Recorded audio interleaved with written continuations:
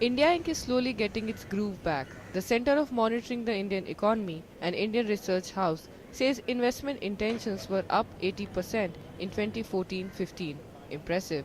But CAMIE cautions that the sharp increase could be due to low investment in previous years. Still, big companies are opening their wallets. State-run Coal India says it will more than double its capex to $1.6 billion next fiscal year, while giants like Bharti Airtel, Vodafone, Reliance and Idea have made commitments for capital investment to the tune of $4.8 billion.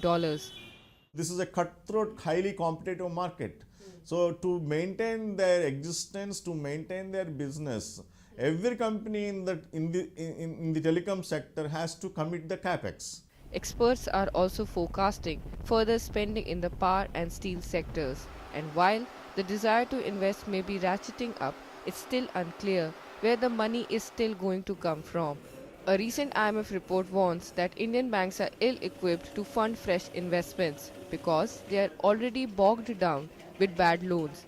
Experts say companies looking for funds should look abroad. Yes, the banking sector is under a lot of stress and they may not be in a position to support the way they have supported few years back when originally these assets had come for auction.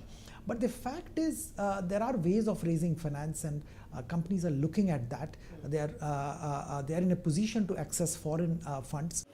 But even with access to foreign funds, not everyone is wiping out their wallets. Lower oil prices are forcing many of India's energy majors to slash their capex budgets. Crane India nearly halved its capex for the year and laid off 250 employees. Reliance Industry is maintaining status quo but is implementing austerity measures in some arms of the business, all pointing to the sign that the road to recovery is not a smooth one. Nidhi Rai, South Asian Newsline, Mumbai.